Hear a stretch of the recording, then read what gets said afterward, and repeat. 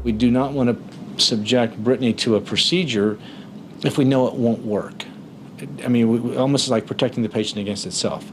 This is a bad disease.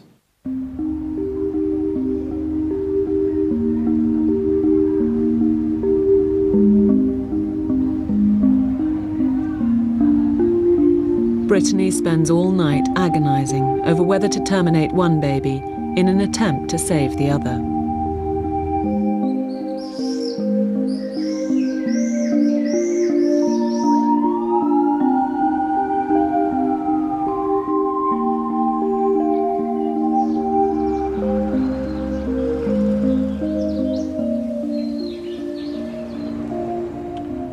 In the morning, Dr. Johnson performs another scan to check how the twins are progressing. All right.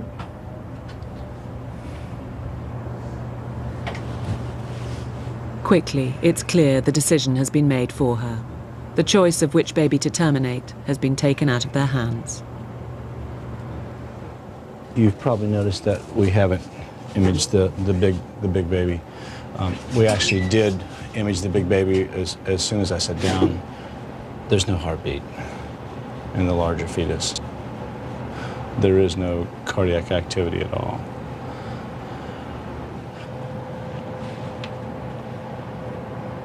As devastating as the news is, there's optimism for the surviving twin. The heart looks good on the survivor, and the blood flow in the cord says we may have a good shot at this. So we'll scan her again later today, and what we see then, we'll make a decision about where we go from there.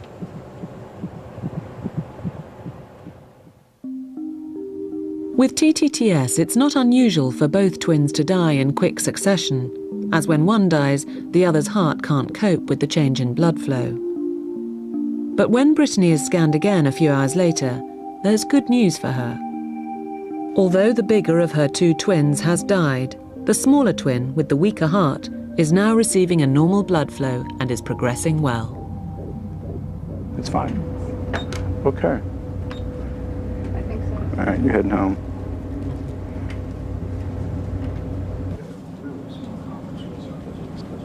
I think that, quite frankly, we're as good as we're going to get. I don't think you need to come back here. I mean, we definitely want to know what's going on. We definitely want to know what's happening with the baby, and not just the pregnancy, but we will be in touch with you for weeks and months and years down the road. Take care of yourself, all right? All right. Be well. Thank you, sir. All right. Tell the family I said goodbye. So much. Take care of yourself, all right? All right, see you, Brittany. Hey.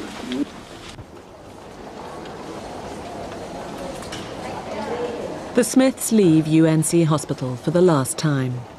The dead twin is left inside Brittany because any surgery to remove it risks breaking the amniotic sac and killing the surviving baby.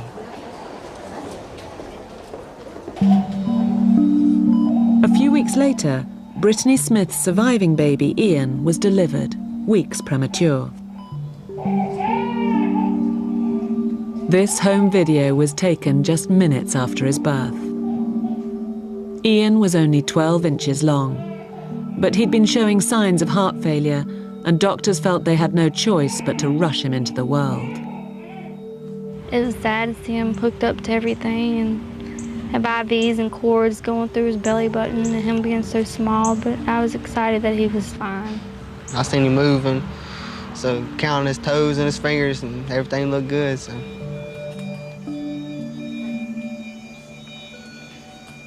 It's a week after Ian was born, and this is the first time Brittany has been allowed to hold her son. Up until now, he's been too weak and vulnerable to infection for even his mother to touch him. But now, despite having been born so early, baby Ian is doing well, and everyone's full of hope for the future. He's doing great. He's doing great. He's breathing on his own, he's crying. He smiled the other day. A few miles from the hospital is the grave of Ian's dead brother, Isaac. Brittany and Chris buried him 2 days after Ian's birth. When you find out you're having twins, you know, and you deliver, you're going to come out with 2 babies. You just come out, you know, I just came out with 1 baby because I've been through so much with this pregnancy. I have 2 babies, but, you know, we tried, but that's okay, though. He's in a better place.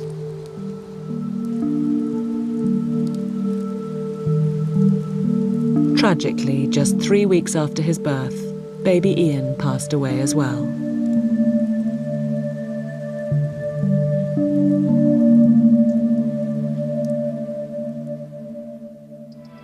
This was the horrifying prospect that faced Sharon Lever a few days after leaving hospital. In only her 21st week of pregnancy, her waters started to break, and the doctor told her she'd have to deliver the baby straight away.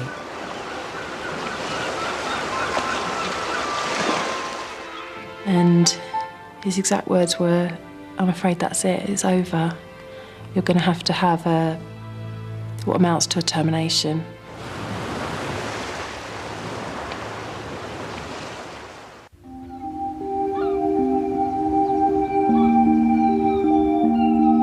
When Sharon Lever's waters started to break 18 weeks into her pregnancy, following laser surgery for twin-to-twin transfusion syndrome, she was told she might have to terminate her pregnancy.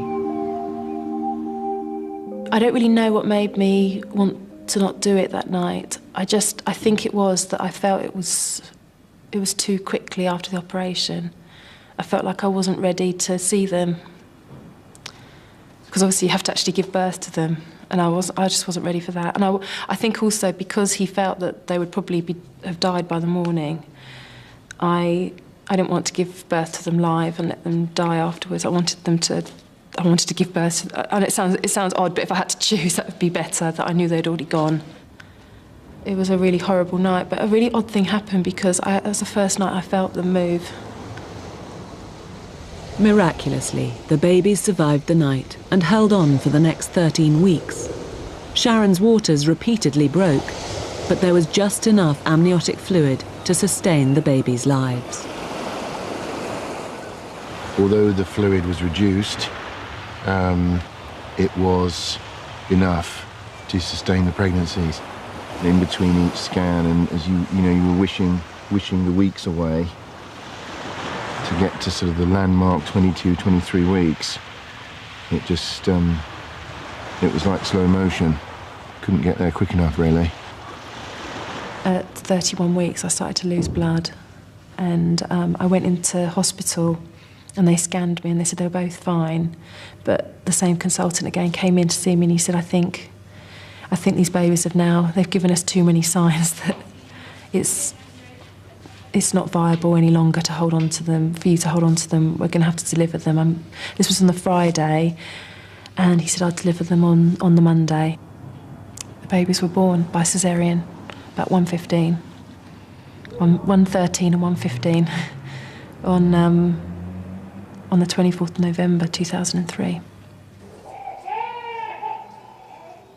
They were baby girls, and Sharon and Russell named them Hope and Esme. Esme means my beloved. They looked pretty small and they looked pretty delicate, but they screamed as soon as they came out, and I was taken into recovery, and Russ went off to special care to go and see them and take some photos of them. The midwife came in and said, would you like to come and see your babies? And I said, yeah. I was absolutely gagging to get down there. I couldn't wait. They will be down there, and they were just sort of lying there, and you could see their little chests breathing and everything, and I could touch them. It was brilliant. But we had named them the night that we thought we'd lost, that we were told that they had died or they would die. We had named them, but we decided not to use those names. We decided to rename them when they were born, because we felt that in some way those babies weren't the same babies that made it through.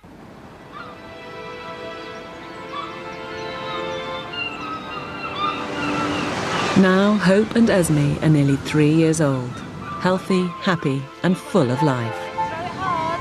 1, 2, 3. Well done. Ooh! Just one at a time. One big, one medium-sized one at a time. They're very lovely, chatty, sweet, noisy, difficult to handle sometimes. 2 and a something-year-old children, I think they're pretty normal, which is all I really wanted. Sharon knows that she is one of the lucky ones. and that there are many other mothers who lose one or both of their babies to TTTS. Ginger twin nearly took them away from me, took them away from us. This problem of twin-twin transfusion syndrome is the greatest challenge we face today in fetal therapy. Why? Because there's not just one baby, there are two. Because these babies are entirely structurally normal. Unlike all the other problems we try and deal with where there are already problems inside the babies, here the problem is in the placenta. And thirdly, the outcome is so devastating if you don't do anything about it. They are precious beyond words, really. They're a real joy to be around, and I love them very much.